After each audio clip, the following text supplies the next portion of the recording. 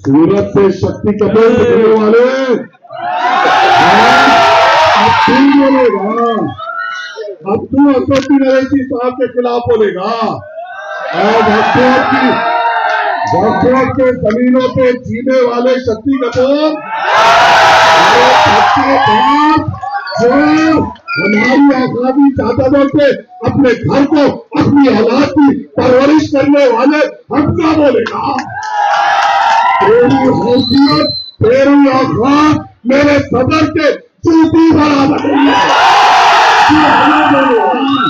ये है। मैं यहाँ पर ठहर कर ये कह सकता हूँ, मेरा सदर मर्द मुजाहिद है, मेरा सदर अपनी खौफ पे मरना जानता है, मेरा सदर आपके ऊपर निछावर करना चाहता है। तो क्या तू अपने स्टेज पे बैठे हुए कह सकता है कि तेरा सदर मुसलमानों पे बढ़ सकता है? है तेरे में हिम्मत बोलने की? तेरे सदर ने ये कहा था कि राम मंदिर बना, मेरे दिल को सुकून हुआ, ये तेरा सदर है। मेरे सदर ने कहा था क्या बाबरी मस्जिद जहां थी वही रहेगी, तू बेख्याल है।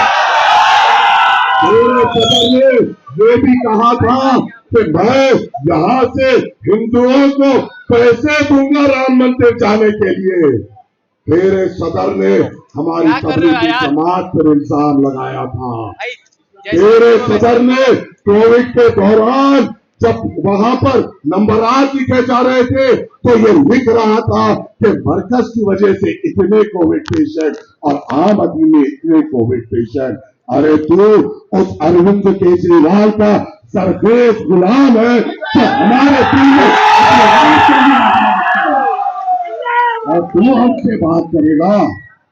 बात तो ऐसा कर रहा था, ऐसा अपने आप को समझ रहा है कि ओखला का हीरो है। ऐने में जाके गौर से देख तेरी सूरज शक्ति कपूर जैसी है। अब शक्ति कपूर, अब मुझे ये फैसला बताओ, ऐ ओखला के लोगों या नूरानी सूरत वाले, शफीउर रहमान तुम्हारा एमएलए होगा या शक्ति कपूर तुम्हारा एमएलए? ये मत कि ओखला का एमएलए शक्ति कपूर है, बदनाम हो जाओगे। ये बदनामी अपने सर पे मत लो। शक्ति कपूर गैंग मास्टर गोगो है, जिसने हमारे औकाती जायदादों को लूटा। ऐ शक्ति कपूर, अगले बार तू जब खिताब करेगा तो ये जरूर करना, अपने अल्फाज कुछ भी निकलने से पहले, ऐ शक्ति कपूर तू पहले अपनी बैंक की किताब दे, फिर वक़्त का हिसाब दे, फिर हमसे बात कर। तेरी बैंक का किताब आवाम के सामने रख, तेरे अफराज खानदान के बैंक की किताब आवाम के सामने रख। औखादी जमीन जो तूने बेचे, औखादी जमीन वो होते हैं जो मुसलमान अल्लाह की राह में देता है, अल्लाह के तरफ अपनी जायदाद पेश करता है। जो अल्लाह की जायदाद को लूट लिया तो आपका एमएलए कैसा होगा? कैसा होगा? क्या होना चाहिए? क्या होना चाहिए? होना चाहिए। हैदराबाद हिंदुस्तान का एक मुसलमान ओखला के तरफ देखेगा कि कौन से यहाँ से कौन जीतेगा, या एक वो जीतेगा जिसने कौम के लिए जेल की सोबतें बर्दाश्त की, या वो जीतेगा जिसने अल्लाह की जायदादें लूटी। ये आपके तरफ नजर है, ये आपके तरफ नजर है। हम पर इल्जाम, हम पर तोहमत। अरे यहाँ पे मेरी बहन बैठी हुई है, क्या तुम्हें मेरी बहन के आंसू दिखाई नहीं देते?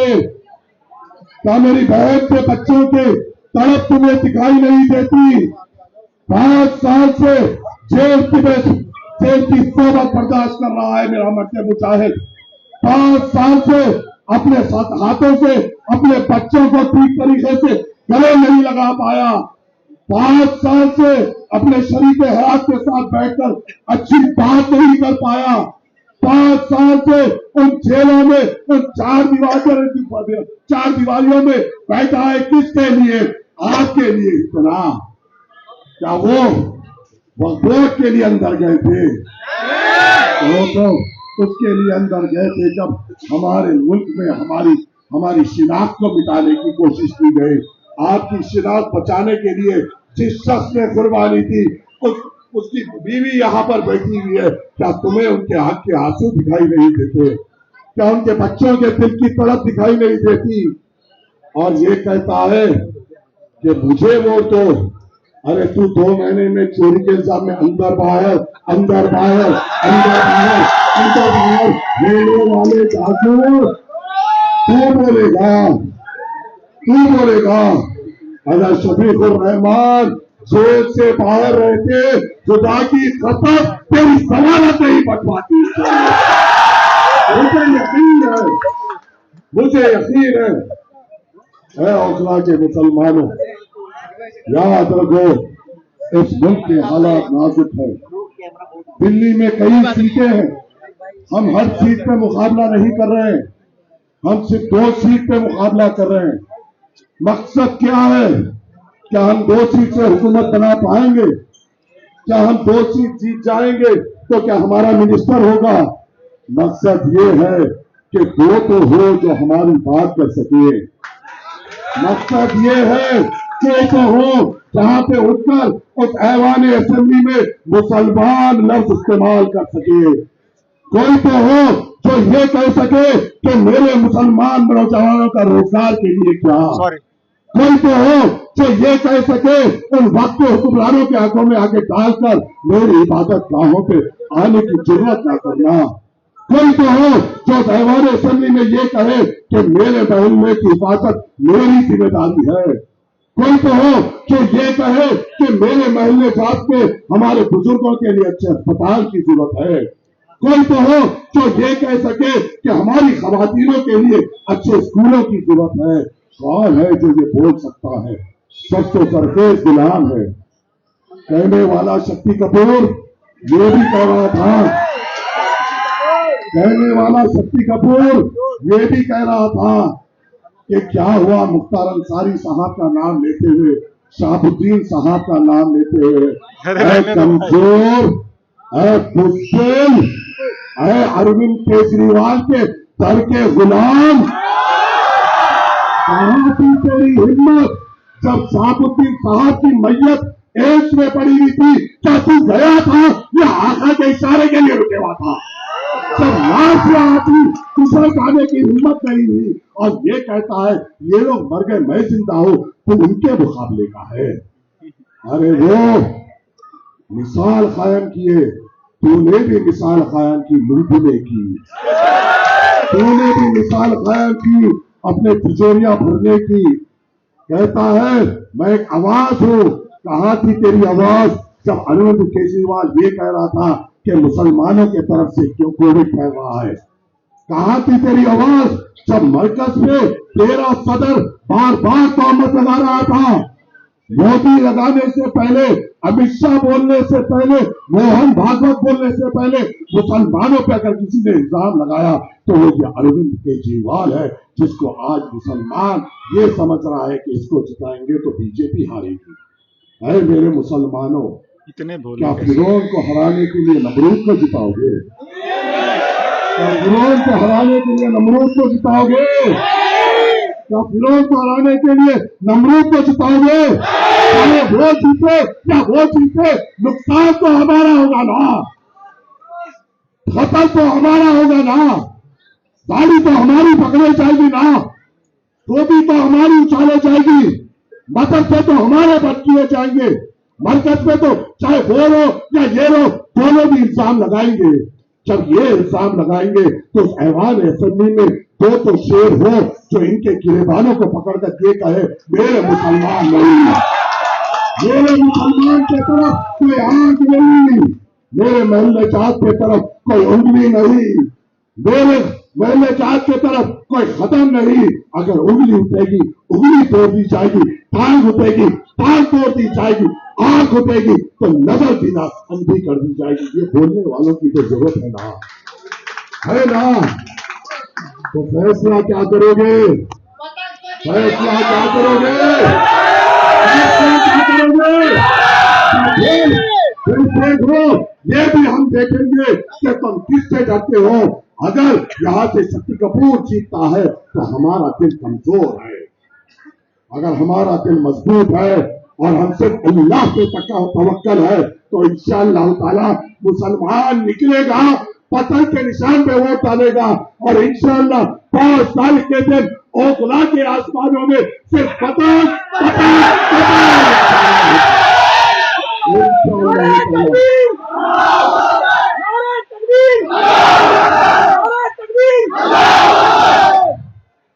असउद्दीन अवैसी साहब का पैगाम लेकर आया हूं, असउद्दीन अवैसी साहब का झंडा लेकर आया हूं, असउद्दीन अवैसी साहब का चेहरा लेकर आया हूं। उस आदमी की आवाज बुलंद करने की दरखास्त करने आया हूं जिसने उस ऐवान पार्लियामेंट में ठहर कर सीए एनआरसी का दिल फाड़ा था। बताओ है मेरे भाइयों मुसलमानों, गादरी पर कौन बोले? आप मुझे बताइए, हर एक तरफ जहां भी फसादात होते हैं या कोई भी किस्म के हम पर जुल्म होते हैं, कौन बोलते हैं? सिवाय हमसे इत्तेहादुल मुस्लिमीन के कौन बोलता है मेरे भाई? और जब हम यहाँ पर आते हैं तो ये कहते हैं अरे इनको मत देखो ना तो बीजेपी जीत जाएगी। अगर बीजेपी का कराने का दम है तो तू दम रख। और मजलिस इत्तेहादुल मुस्लिमीन आपकी अपनी जमात है, आपकी अपनी ताकत है और इसको ताकतवर करना, मजलिस इत्तेहादुल मुस्लिमीन को मजबूत करना आपकी जिम्मेदारी है। उम्मीद ये करता हूं कि आप मजलिस इत्तेहादुल मुस्लिमीन को कामयाब करेंगे। कल 3 बजे इम्तियाज जलील साहब का हुक्म हुआ कि सदर साहब ने कहा कि आप यहाँ पर रहना।